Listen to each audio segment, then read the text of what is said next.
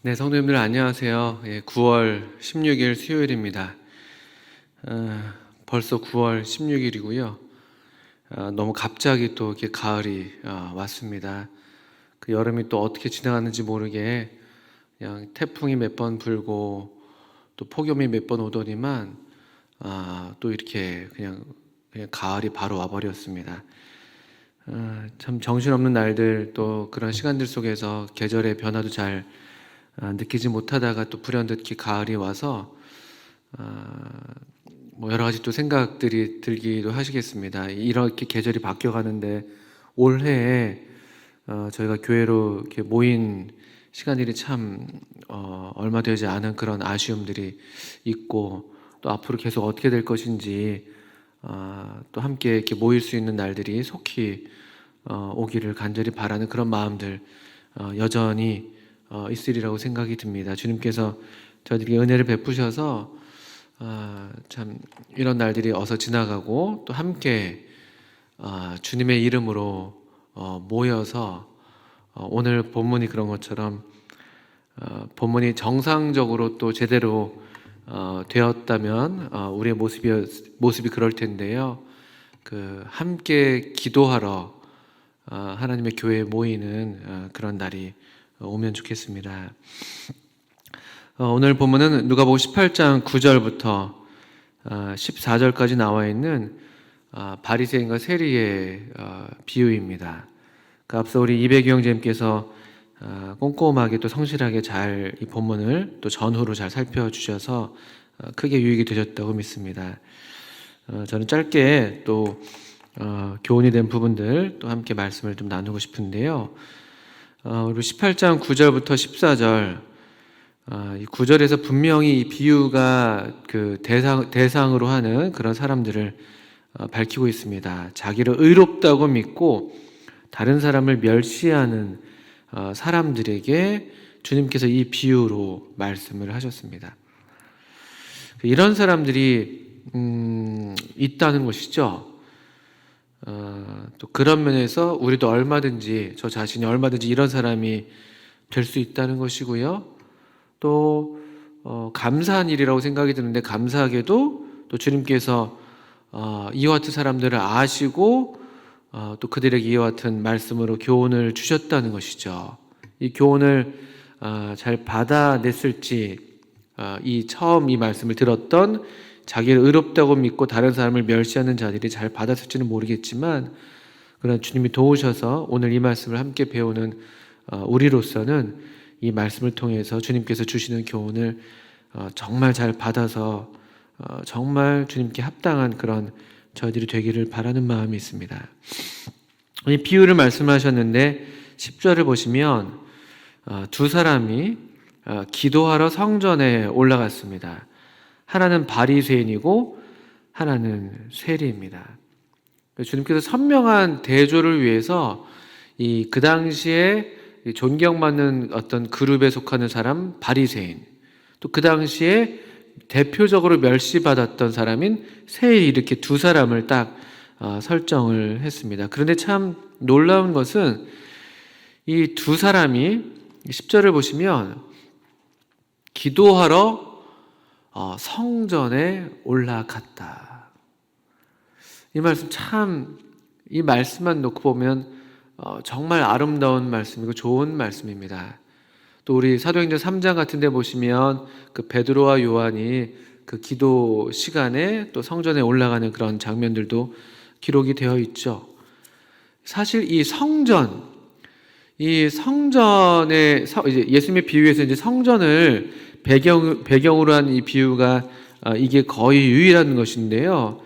이 성전은 사실 바로 그 뒤에 이어서 19장을 보시면 누가복음 19장에 보시면 19장 15절인가요? 45절 19장 45절에 성전에 들어가서 장사하는 자들을 내쫓으시며 그들에게 이르시되 기록된 바 내 집은 기도하는 집이 되리라 하였거늘 너희는 강도의 소굴을 만들었도다 하시니라.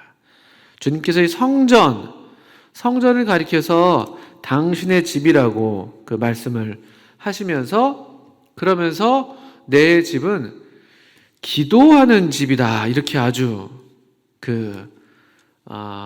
뭐랄까요? 우리 이 성전의 정체를 분명하게 밝히고 있죠. 그런 면에서 이 18장 10절 두 사람이 기도하러 성전에 올라왔다는 이 말씀은 정말 아름다운 말씀이고 사실은 합당한 말씀이고, 또 베드로와 요한이 그랬던 것처럼 또 오늘날 우리도 만약에 또 이 하나님의 집에 모인다고 할 것 같으면, 또 하나님의 집으로 모인다고 할 것 같으면 또 그런 면에서 우리도 기도하러 이렇게 모이는 것이 참으로 합당한 것인 것을 생각하게 됩니다.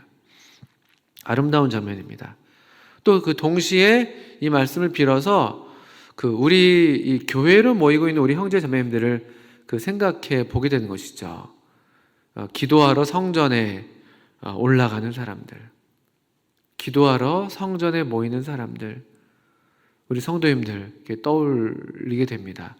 물론 우리 중에 이런 소위 여기 비유에서 묘사되고 있는 이렇게 좀 위선적인 바리새인이 없다고 제가 믿고 또 없기를 바라는 것이고요. 또 할 수만 있다면, 또 주님의 은혜를 베푸신다면 기도하러 성전에 올라간다고 할 때 우리의 기도도 이런 세리와 같은 기도이길 바라는 것입니다. 사실 요즘에는 이제 시대가 워낙 흉흉해서 그러겠습니다만 조금 옛날에는, 조금 전 세대에서는 교회는 항상 24시간 개방되어 있었던 것으로 제가 알고 있습니다. 왠가 하면 그냥 길을 가다가도, 또 지나가다가도 뭔가 마음에 기도하고 싶은 사람들에게 언제나 사실은 열려 있었죠.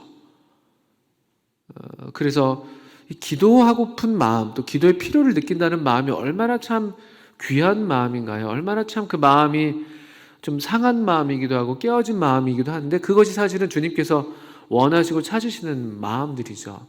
누가 오라고 하지 않는데, 누가 막 이렇게 강권하지 않는데 기도하러 교회를 찾는다, 기도하러 예배당에 왔다, 이런 말은 참 사실은 오늘날 참 이렇게 듣기 힘들고 또 보기도 드문 그런 말들이고 그런 광경이지 아닌가 싶은데요. 사실은 이런 기도하는 집으로서, 만민이 기도하는 곳으로서 이 교회가 이렇게 24시간 열려 있었을 때가 그렇게 오래되지 않았습니다.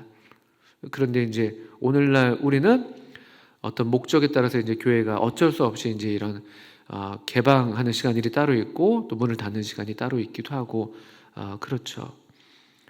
이 장면이 저는 참 마음에 일단 우선 와 닿습니다. 두 사람이 기도하러 성전에 올라갔다는 말씀이죠. 그런데 하나는 바리새인이고 하나는 세리라고 되어 있습니다. 이 비유라는 것은 어떤 특정한 한 가지 메시지를 부각하기 위해서 이렇게 좀 설정된 그런 이야기이기 때문에 이것을 일반화해서 우리 모든 경우에 적용할 필요는 없습니다.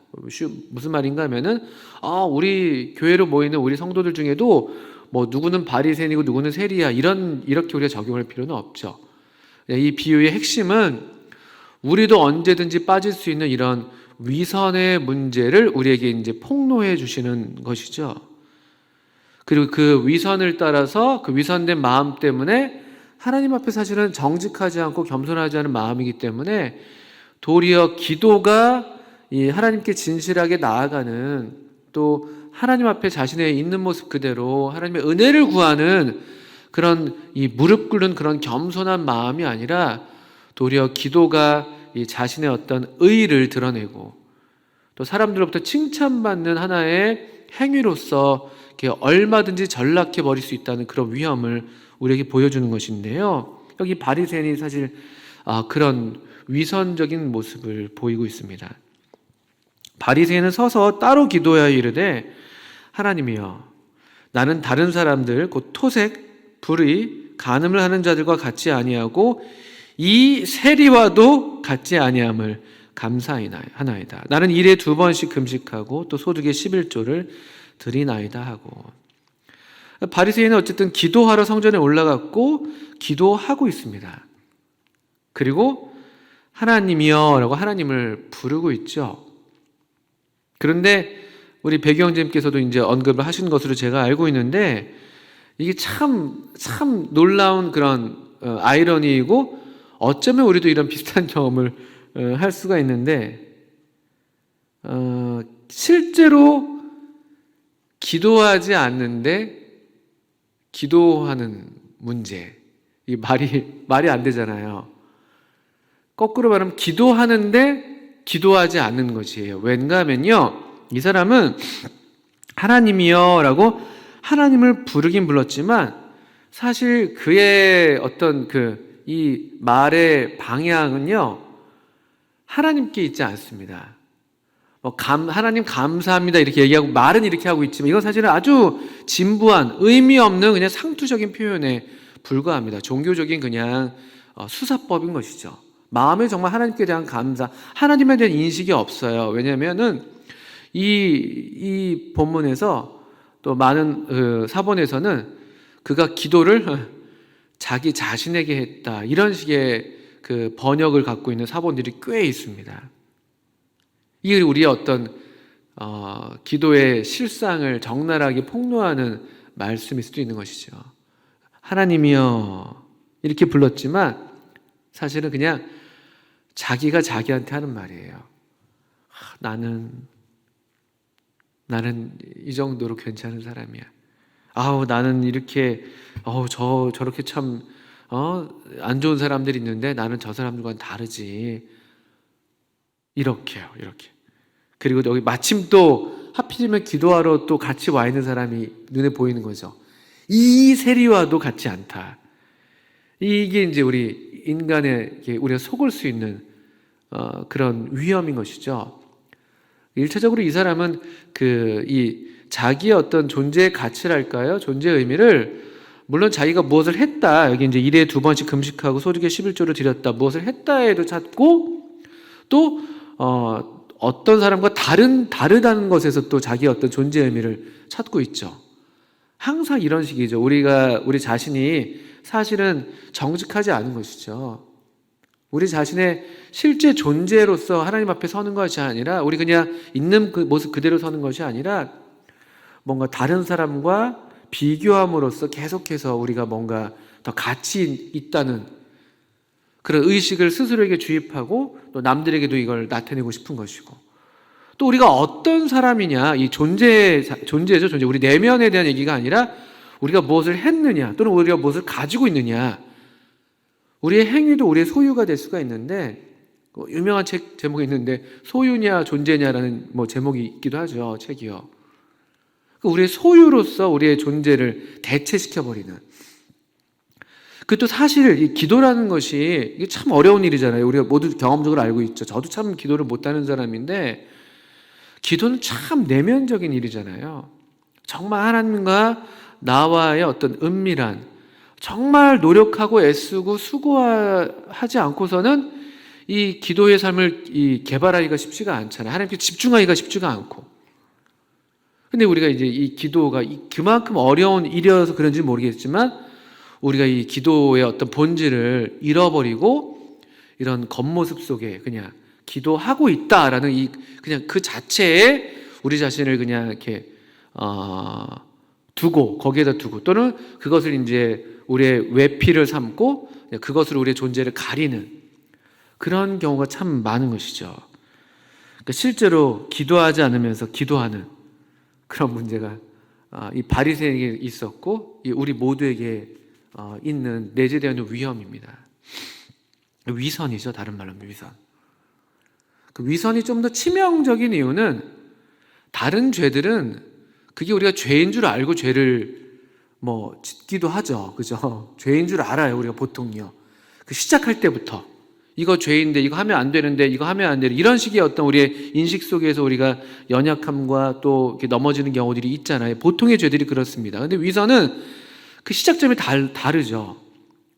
처음의 시작은 아마도 대개 다 이런 좋은 동기로 시작을 해요. 원래 바리새인들이 그렇게 거룩한 삶을 추구했던 것처럼 처음에는. 그런데 이것이 쉬운 일이 아니거든요. 그런 어떤 영적인 더 추구, 또 하나님께 대한 더 추구, 이런 것들을 갖고 나오지만 그 일에 집중한다는 것이 생각보다 쉽지가 않습니다. 그래서 이제 쉽게 우리가 그 어떤 이 내면의 기도의 삶을 개발하는 그런 어떤 노력, 그런 부지런함을 뒤로 놓고 이런 이제 종교적인 모양, 또 종교적인 분주함, 또 어떤 종교적인 잡담, 이런 걸로 사실 영적인 삶이 게을러지는 것이죠.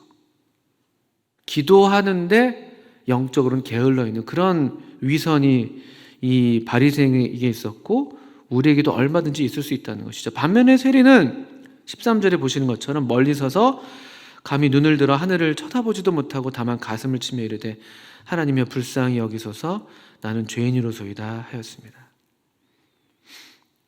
똑같이 두 사람이 하나님이여 이렇게 불렀어요. 하나님 이렇게 불렀죠. 근데 아까도 얘기했지만 바리새인이 부른 그 하나님은 그 바리새인에게도 실제가 아니었고 바리새인도 정말 하나님이 계시다고 믿지도 않았을 수 있는 그런 그냥 종교적인 상투어에 불과했다면 이 13절의 세리는 다른 기도가 없어요. 그냥 하나님이여 저를 불쌍히 여겨주세요. 죄인인 저를 불쌍히 여겨주세요. 주님은 이 존재가 담긴 그 자신의 어떤 실제를 그대로 겸손하게 고백하는 그 한 사람의 이 세리의 말에 그 무게를 달아주신 것이죠. 그 말에 우리 하나님께서는, 우리 주님께서는 귀를 기울이시는 것이죠. 누구든지 주의 이름을 부르는 자는 구원을 얻으리라 라고 로마서 10장에 있는 말씀이 바로 이 말씀에 해당되는 것이겠죠. 이 누구든지 해당되는 사람이 어떤 사람들이겠어요? 자신의 죄를 사무치게 깨닫는 사람들, 정말 그래서 하나님의 도움이 아니고서는 하나님의 불쌍히 여기심을 입지 않고서는 나는 도저히 가망이 없구나 라고 성령께서 조명해 주신 그 사람들이 하나님을 하나님으로 부르는 것이죠. 이 용서하시는 하나님, 공의로우신 하나님이셔서 그래서 이분이 용서하지 않으시고는 도저히 용서받을 수 없는 다른 길이 없다고 알고 있는 하나님을 누가 정말 알고 있는 건가요? 누구의 이 부르짖음에 하나님께서 귀를 기울이시고 응답하십니까? 14절에 내가 너에게 이르노니 이에 저 바리새인이 아니고 이 사람이 의롭다 하심을 받고 그의 집으로 내려갔느니라. 무릇 자기를 높이는 자는 낮아지고 자기를 낮추는 자는 높아지리라. 이와 같은 위대한 교훈을 오늘 우리에게도 주시는 것이죠. 왜냐하면 오늘날 기도하겠다고 모이는 모임들이 얼마나 많아요. 또 실제로 기도하시는 분들이시죠. 그렇지만 그런 중에 우리도 알게 모르게 이와 같은 나는 저 사람과 같지 않음을 감사합니다. 저 사람들은 그냥 아무것도 하지 않고 있는데 나는 기도하고 있습니다. 이런 어떤 이 속임수에 우리도 넘어갈 위험이 얼마든지 있는 것이죠. 또 아시는 대로 우리 교회가 이 코로나를 지금 이제 장기간 코로나를 맞이하면서 특별 기도 기간을 겨우 선포를 했습니다. 저도 이 기도에 충분하게 더 저 자신을 드려야 되는데 아직 그렇게 드리지 못하고 있는데, 근데 우리 이런 기도를 이제 시작하고 있어요. 그럴 때 우리 마음이 우리가 이제 내가 기도했다. 또 우리 교회가 특별 기도를 좀 하고 있다. 여기에서 이런 그 정도 수준에서 우리가 머무른다면 글쎄요. 예. 그런데 우리의 기도가 우리가 이런 특별 기도를 할 것 같다면 우리가 그런 기도 제목을 따라서 기도하면서 또 우리 처음에 나오는 그런 기도 제목들처럼 주님 우리를 불쌍히 여겨주십시오. 우리가 먼저 낮아지는 그런 이 회개와 이 겸손한 심령, 깨어진 마음으로 드려지는 기도가 먼저여야 되는 게 아닌가. 또 그와 같은 기도를 주님께서 우리에게 지금 기다리고 계신 게 아닌가. 이런 생각들을 하게 됩니다. 우리가 기도하기로 했습니다. 두 사람이 기도하러 성전에 올라가니 우리도 각 처에서 기도하러 내 집이 만민의 기도하는 집이라고 말씀하신 것처럼 이제 우리가 기도로 이 하나님의 집, 우리 지금 함께 모이진 못하고 있지만 이 영적으로 이 하나님의 집이 함께 우리가 모여서 한 마음으로 너나 할 것 없이, 우리 중에 누가 바리새인이고 누가 세리고 할 것 없이 우리 다 이 동일한 깨어진 심령으로 주님, 우리를 불쌍히 여겨주세요.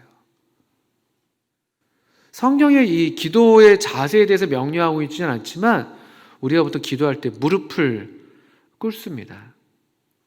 참 언제부터 시작됐는지 모르겠는데 물론 성경에 또 그런 예시가 있긴 합니다만 이 얼마나 낮은 자세예요. 우리 사람이 가장 작아질 수 있는 자세가 이 무릎을 꿇은 자세래요. 가장 작은 자세가 되는 것이죠. 그런 낮아진 마음으로 다니엘이 그랬던 것처럼, 느헤미야가 그랬던 것처럼, 여기 또 이 세리가 그랬던 것처럼 주님, 우리를 불쌍히 여겨주세요.